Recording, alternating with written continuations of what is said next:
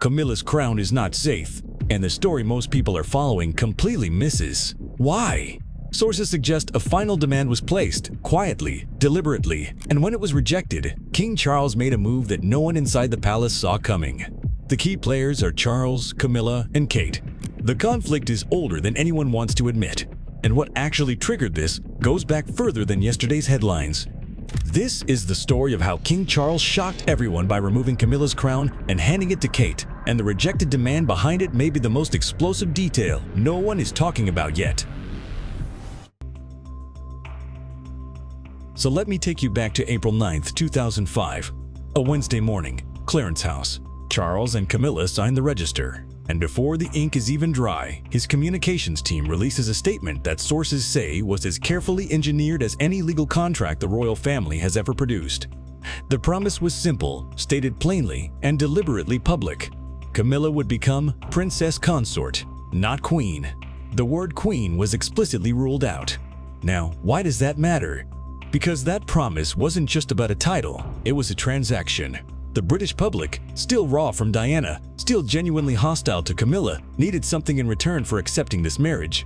And what they got was that word, consort, a ceiling, a limit, proof that Camilla would sit beside the throne, not on it. And Charles agreed to it, publicly, in writing. But here's what actually happened underneath that agreement. People who drafted that statement knew, even then, that the promise had a structural weakness built directly into its foundations. The word consort is not legally binding. It carries no constitutional force. It exists entirely at the discretion of whoever sits on the throne. Which means the moment Charles became king, that 2005 promise became, in effect, his to keep or discard entirely. It was a contract with no enforcement mechanism. The public believed it was settled. It wasn't. Camilla herself understood this. And so, sources say, did the quiet circle of advisors already planning what would come next once Elizabeth was no longer in the picture. The question is, who moved first to bury that promise before anyone noticed it was gone? And the answer to that starts not in 2005, but in 2022.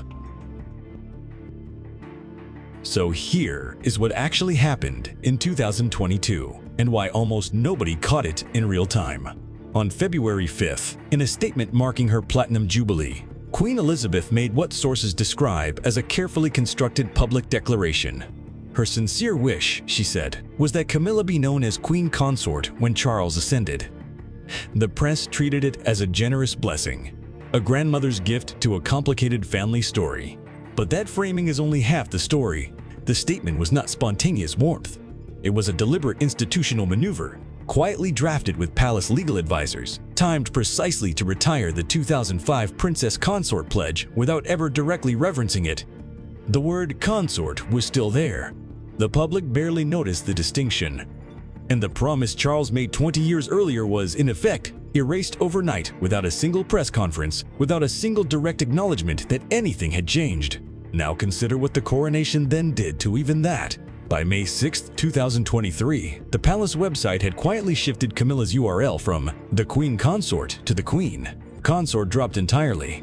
The upgrade looked, on the surface, like a victory for Camilla, and in ceremonial terms, it genuinely was.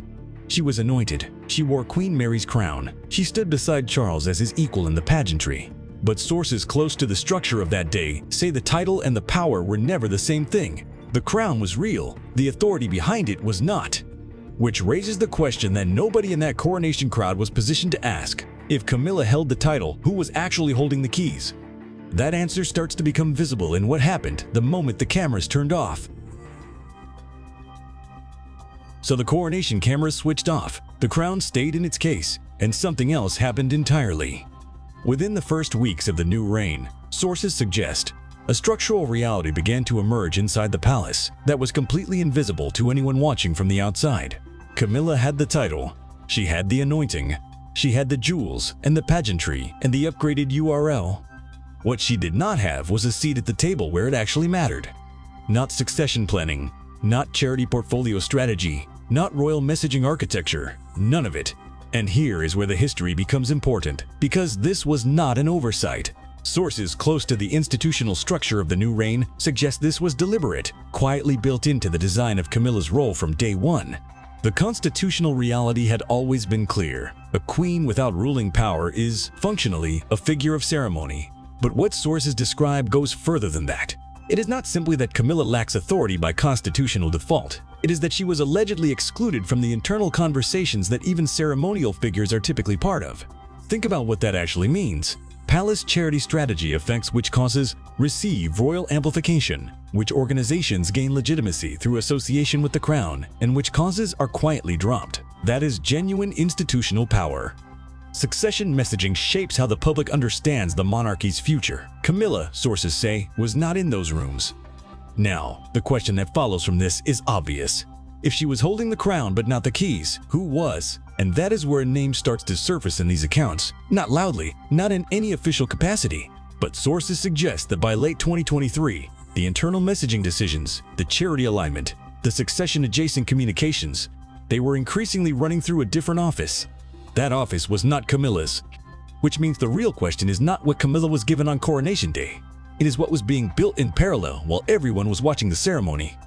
Because sources suggest that parallel structure had a very specific architecture, and Camilla, eventually, is said to have discovered exactly what it looked like. So, here is what was actually happening while the palace cameras were pointed elsewhere.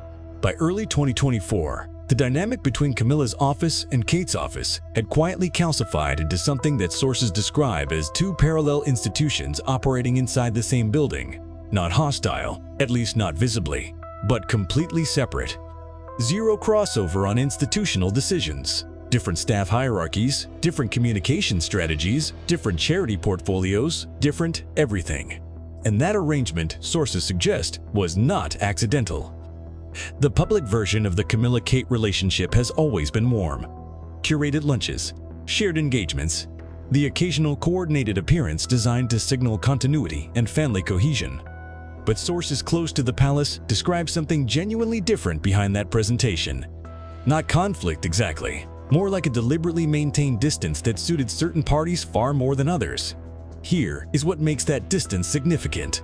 A queen consort's institutional relevance depends entirely on overlap, on being inside the decision loops that shape the monarchy's public identity. Ceremonial title, real influence. That is the historic formula. But sources suggest Camilla's office was being routed around, not confronted.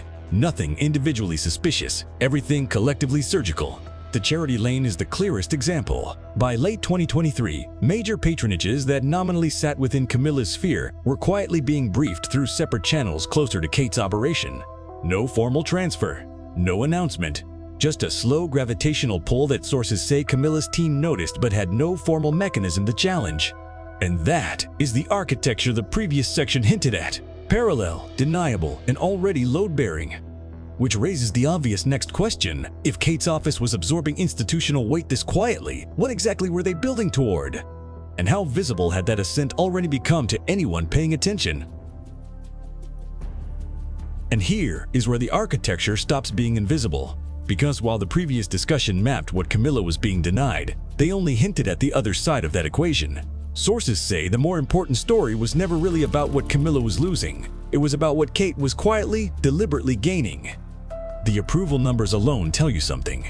By mid-2023, Kate's public favorability ratings were tracking consistently above 70% across major polling, making her not just the most popular active working royal, but genuinely the most trusted face the institution had in public circulation. Camilla, by comparison, was sitting closer to 40%. That gap was not incidental, it was load-bearing.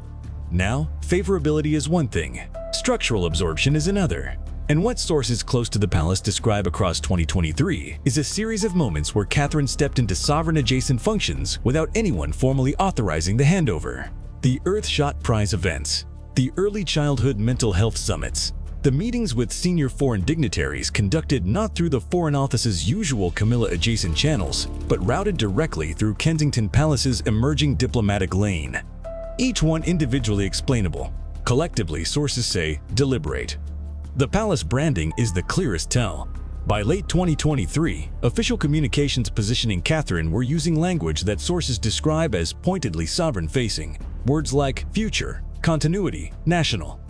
The kind of institutional vocabulary that had previously been reserved for direct line succession messaging, not a Princess of Wales operating 2 steps from the throne. But here is what actually sharpens this. Kate was not just absorbing functions, she was absorbing the functions Camilla was nominally supposed to own. Charitable convening, senior cultural patronage, the soft diplomacy layer that sits just beneath official state visits. These were Camilla's designated lanes. And sources suggest that by the time anyone in Camilla's office fully registered the scale of the drift, it was already complete.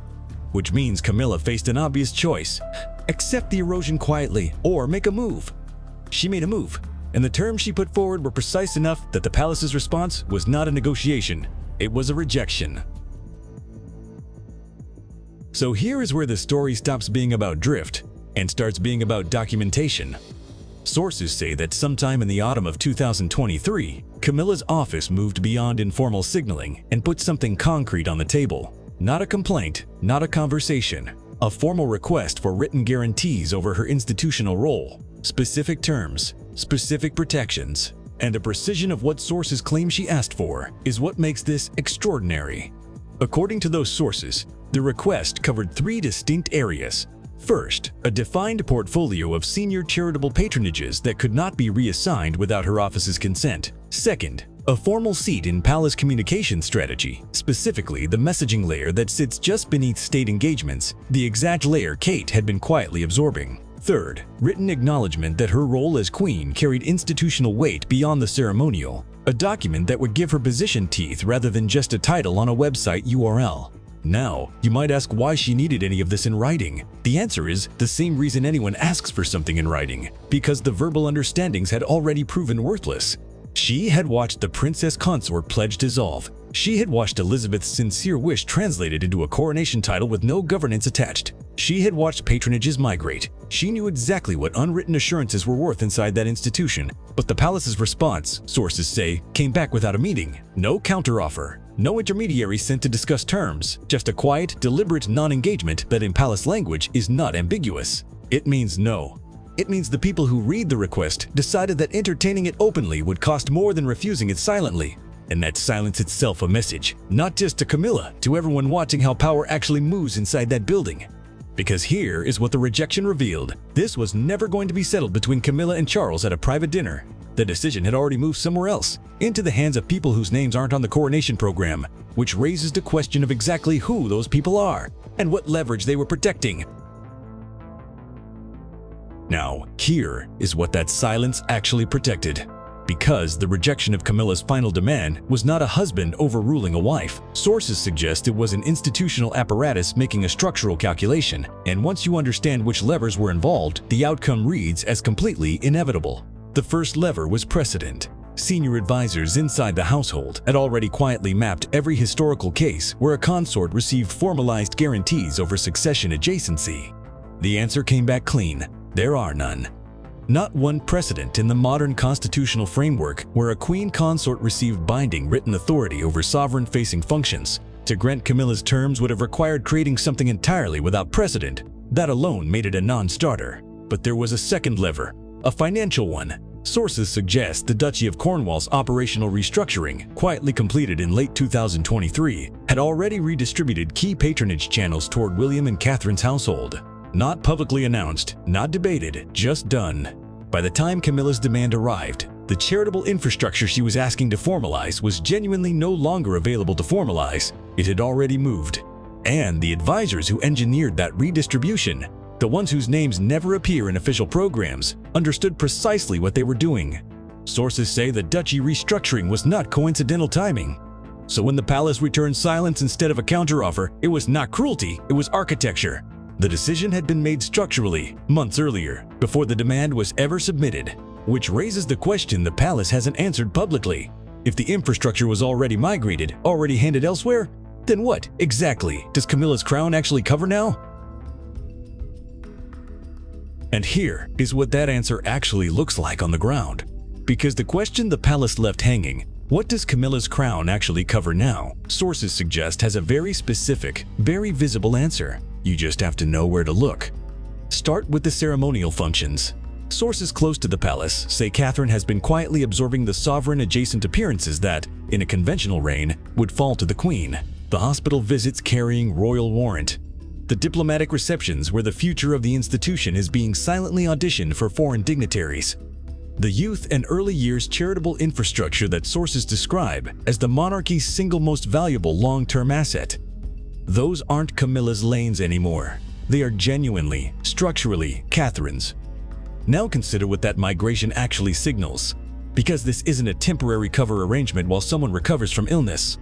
Redistribution has been formalized at the program level, meaning it isn't subject to reversal by a phone call or a goodwill gesture. The diary infrastructure around Catherine has been deliberately rebuilt to absorb those functions permanently. And the charitable dimension is where it gets most concrete.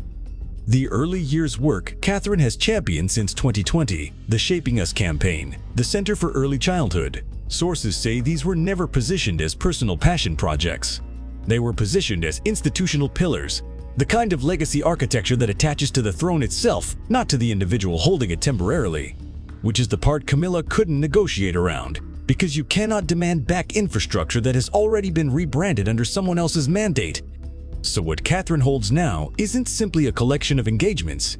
It is something closer to the operational face of the next reign, the public legitimacy engine that will determine how the monarchy survives the transition from Charles to William. Camilla has the crown. Catherine has the function it was supposed to represent. But the question that nobody inside the palace has answered yet is what this reconfiguration actually costs each of them, and whether the institution itself comes out of it intact. So, let's actually score this, because after everything that is unfolded, the rejected demand, the structural migration of functions, the quiet rebranding of Catherine as the monarchy's operational face, somebody has to say plainly who came out ahead and who didn't. Camilla's position, on paper, remains intact. The title is real. The crown was placed on her head in front of the world. Sources suggest she still occupies the ceremonial lane Charles designed for her. But ceremonial, it turns out, was always the ceiling, not the floor. What she lost wasn't the crown, it was the institutional weight supposed to attach to it, the charity infrastructure, the sovereign-facing functions, the public legitimacy engine, gone, quietly redistributed. Catherine's position is the mirror image. Fewer titles, more function. Sources suggest her mandate has expanded in ways that don't require a formal announcement to be completely visible. Approval figures, diplomatic presence, the branding architecture of the next reign, all of it consolidating around her. And Charles? This reconfiguration is deliberately designed to protect his legacy by anchoring the monarchy's future in the one figure the public has already decided to trust. That is not a small calculation. That is a king betting his institution's survival matters more than his wife's lane. The throne may have come out intact, but who holds it together next and whether that settlement holds remains genuinely open. But here is the thread nobody is pulling on yet, and it matters. Sources suggest the one figure whose next move could genuinely destabilize this entire settlement is Andrew Parker Bowles, Camilla's ex-husband, a man who has stayed conspicuously quiet through every phase of this reconfiguration. Never publicly hostile, but sources close to the situation indicate he holds private correspondence and personal knowledge of commitments made during the 2005 negotiation period that were never meant to surface. He hasn't spoken, he hasn't acted, and that, sources say, is itself a form of leverage. Because a settlement only holds if every party with knowledge stays contained. Charles has repositioned the monarchy around Catherine. Camilla's lane is diminished. The institution looks stable from outside. But Parker Bowles is still out there, still watching. One conversation, the right journalist, the right moment, could reopen everything Charles has spent 20 years trying to quietly close. The crown may have moved, the story genuinely hasn't. The crown didn't move, but the power already has. Camilla holds the title, Kate holds the future. And sources suggest Charles knows exactly which one matters longer. One word was dropped from a title. Everything changed.